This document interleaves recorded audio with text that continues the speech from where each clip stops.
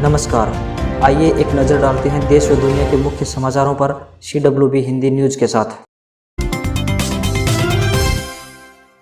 TikTok star और भाजपा नेता सोनाली फोगाट द्वारा हिसार मार्केट कमेटी के सेक्रेटरी सुल्तान सिंह को सरेआम थप्पड़ और चप्पल से मारे जाने के मामले में विवाद अभी जारी है। ताजा मामले में अब सोनाली फोगाट सुल्तान सिंह का एक ऑडियो होने की बात कह रही है। सोनाली का दावा है कि वह जल्द ही इसे सामने लेकर आएंगी। उन्होंने सेक्रेटरी सुल्तान सिंह को कहा कि जिस दिन सुल्तान सिंह का वह ऑडियो मैंने सुना दिया तो लोग उसे चौराहे पर खड़ा करके जूतों से मारेंगे। सोनाली ने कहा है कि मैंने तो सुल्तान सिंह को चप्पल से मारा था, लोग उसे जूतों के हार पहनाएंगे। वहीं सुल्तान सिंह ने इस पर कुछ भी बात कहने से इनकार कर दिया है। गौरतलब है कि सुल्तान सिंह अभी अस्पताल में भर्ती हैं। बीती 5 जून को भाजपा नेत्री और टिकटॉक स्टार सोनाली फोगाट ने हिसार के बालसमंद में मार्केट कमेटी के सेक्रेटरी सुल्तान सिंह को पहले थप्पड़ मारा, फिर चप्पल से पीटा था। दोनों घटनाओं के 2 वीडियो सोशल मीडिया पर वायरल हुए थे। सोनाली फोगाट का कहना था कि मार्केट कमेटी के सेक्रेटरी ने उन्हें अपशब्द कहे, जिसके बाद वे आपा खो बैठी और उसकी पिटाई की।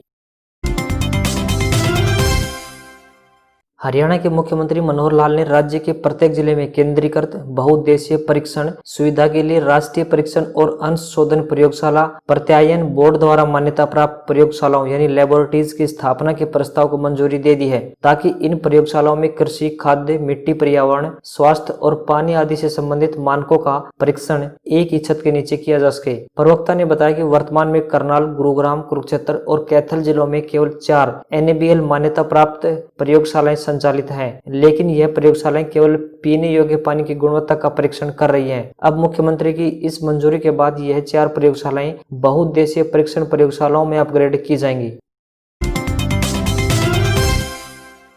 सरकार से मिले निर्देशों के बाद आज हरियाणा विद्यालय शिक्षा बोर्ड का रिजल्ट घोषित नहीं हो पाएगा। बताया जाता है कि कानूनी कारणों से परीक्षा परिणाम की घोषणा रद्द की गई है। असल में विज्ञान विषय की परीक्षा को लेकर पेंच फंसा हुआ है और अब बताया जा रहा है कि रिजल्ट से पहले 10वीं की विज्ञान की परीक्षा होगी। इस माह के अंत में विज्ञान की परीक्षा संभावित है। इस बारे में जानकारी देते हुए बोर्ड के चेयरमैन डॉक्टर जगबीर सिंह ने कहा कि आज यानी सोमवार को 10वीं का रिजल्ट आना था, लेकिन अब इसे स्थगित कर दिया गया है। उन्होंने कहा कि रिजल्ट की तारीख अभी तय नहीं है। चेयरमैन ने कहा कि साइंस का पेपर लॉकडाउन की वजह से स्थगित था, लेकिन अब जून के अंत तक इस पेपर को करवाया जाएगा। उन्होंने कहा कि 10वीं का साइंस का पेपर उन्हीं छात्रों को देना होगा जो छात्र 11वीं में साइंस लेना चाहेंगे।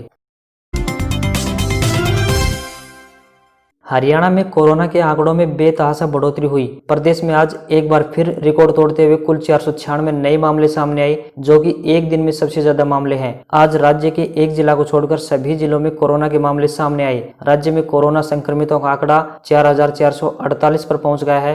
राहत की बात यह है कि आज ठीक होने वालों की संख्या 194 रही। लगातार मिल रहे मामलों ने रिकवरी रेट को बिगाड़ दिया है। यह अब 33.14% पर पहुंच गई है। अब 6 दिन में मामले दोगुने हो रहे हैं। राज्य में कोरोना के सक्रिय मामलों की बात करें तो इनकी संख्या 2946 है। हरियाणा में पर्यटन की काफी संभावनाएं हैं। भगवान कृष्ण व महात्मा बुद्ध से जुड़े स्थानों के अलावा यहां पर सिख धर्म के गुरुओं ने भी काफी समय बिताया है। पर्यटकों को बुलाने के लिए इन स्थानों को पर्यटन के नक्शे पर आकर्षण रूप से दर्शाने के साथ ही इनकी मार्केटिंग की भी जरूरत है। इससे पर्यटन का प्रदेश में तेजी से विकास हो सकता है। शिवालिक क्षेत्र इसमें महत्वपूर्ण भूमिका निभाएगा। इसके लिए प्रदेश सरकार सिक्किम के मॉडल को अपनाने पर विचार कर रही है। इस मॉडल के लागू होने से पर्यटन का सीधा लाभ आम ग्रामीणों को मिलेगा, उनकी आमदन बढ़ेगी। इसलिए प्रदेश सरकार होटल टूरिज्म के स्थान पर ग्रामीण हट टूरिज्म का मॉडल विकसित कर रही है। इसे लेकर प्रदेश सरकार के मंत्री कंवरपाल की मुख्यमंत्री के साथ विस्तृत बैठक भी हो चुकी है। अधिकारियों को कागजों पर मॉडल तैयार करना है। एक्सपर्ट की राय के बाद इसे लागू किया जाएगा। लागू करने के पहले मंत्रालय इस पर पूरी कसरत करेगा ताकि सरकार का पैसा बेकार न जाए। एक बार फिर चीन वही कर रहा है जिसके लिए कुख्यात है। ड्रैगन एक मुंह से शांति की बातें कर रहा है तो दूसरी तरफ युद्ध का फुंकार छोड़कर दबाव बनाने की कोशिश। लद्दाख में भारतीय सेना से तनातनी के बीच चीन की पीपल लिबरेशन आर्मी यानी PLA ने एक बड़े युद्धाभ्यास का दावा किया है। सीमा विवाद को लेकर बातचीत के बीच चीन की सेना ऊंचाई वाले क्षेत्रों में युद्ध की तैयारी परख रही है। चीन की सरकारी मीडिया इस युद्धाभ्यास की तस्वीरें और वीडियो जारी करके प्रोपेगेंडा फैला रही है और सेना की शक्ति का प्रदर्शन कर रही है। चाइना सेंट्रल टेलीविजन यानी CCTV के मुताबिक PLA ने अज्ञात स्थान पर किसी ऊंचे वाले स्थान पर यह युद्ध अभ्यास किया है। सैनिकों और साजो सामान को देश के उत्तर पश्चिमी भाग में स्थित हुबेई प्रांत से मूव किया गया। इससे चीन संदेश देना चाहता है कि वह लद्दाख जैसे ऊंचे युद्ध क्षेत्र के लिए तैयारी कर रहा है।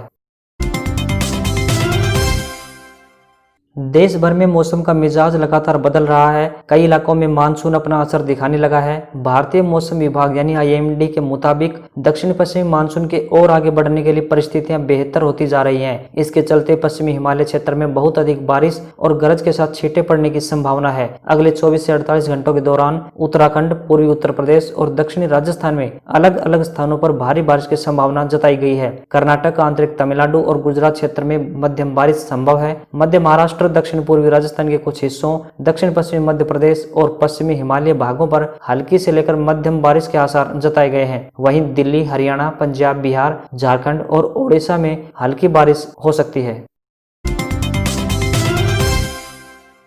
कोरोना संकट के बीच भारतीय जनता पार्टी यानी बीजेपी ने वर्चुअल रैली की शुरुआत की है। रविवार को केंद्रीय गृह मंत्री और भारतीय जनता पार्टी के पूर्व अध्यक्ष अमित शाह ने पहली वर्चुअल रैली बिहार जनसंवाद को संबोधित किया। अपने संबोधन में शाह ने कहा कि बिहार में नीतीश कुमार के नेतृत्व में 2/3 बहुमत से सरकार बनेगी। अब लालटेन से एलईडी का समय आ गया है, लेकिन ये चुनावी सभा नहीं है। हमारा उद्देश्य देश के लोगों को जोड़ना है और कोरोना के खिलाफ एकजुट होकर लड़ना है। वहीं अपने संबोधन के दौरान विपक्ष पर हमला बोलते हुए शाह ने कहा कि राहुल गांधी हमेशा कहते थे कि किसानों का कर्ज माफ करो। 10 साल उनकी सरकार रही थी तो वो दावा करते हैं कि करीब 3 करोड़ किसानों का 60,000 करोड़ रुपए का कर्ज माफ किया। उन्होंने कहा कि पीएम मोदी ने किसान सम्मान निधि के माध्यम से 9.5 करोड़ किसानों के बैंक खाते में 72,000 करोड़ रुपए हर साल डालने की व्यवस्था की है।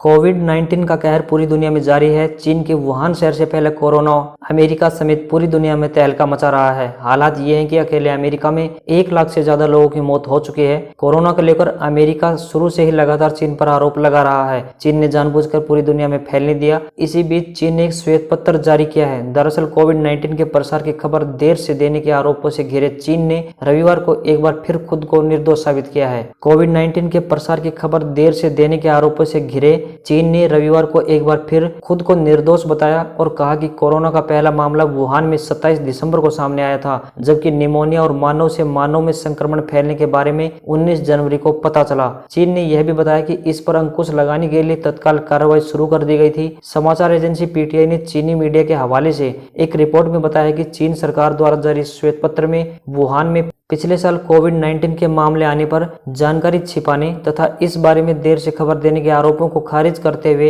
एक लंबी व्याख्या दी गई है।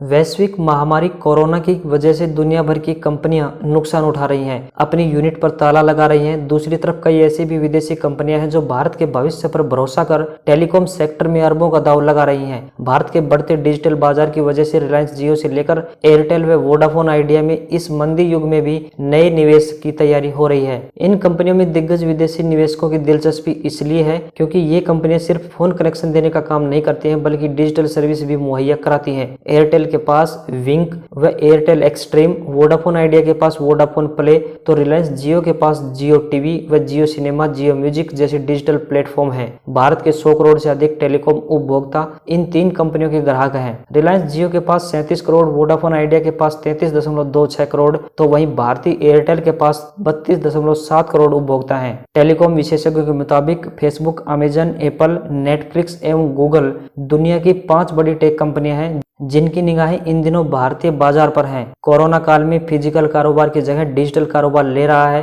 वर्क फ्रॉम होम आवश्यकता बनती जा रही है। आगे भी अब यही चलन जारी रहने की संभावना दिखाई दे रही है। इन सब के साथ भारत डाटा खपत करने वाला दुनिया का दूसरा सबसे बड़ा बाजार है। टेलीकॉम मंत्रालय के मुताबिक भारत का गाँव डाटा खपत करने में शहर से आगे निकल चुका है।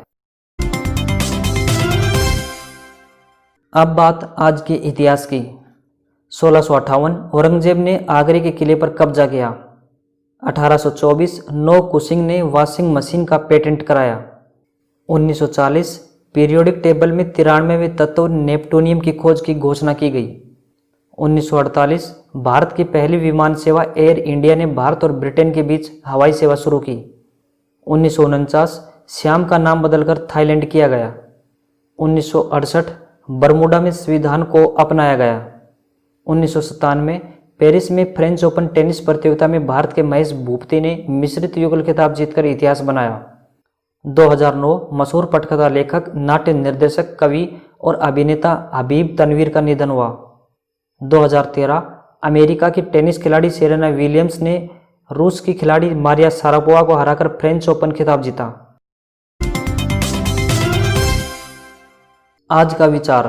स्वामी विवेकानंद ने कहा था, जो तुम सोचते हो वो हो जाओगे। यदि तुम खुद को कमजोर सोचते हो तुम कमजोर हो जाओगे।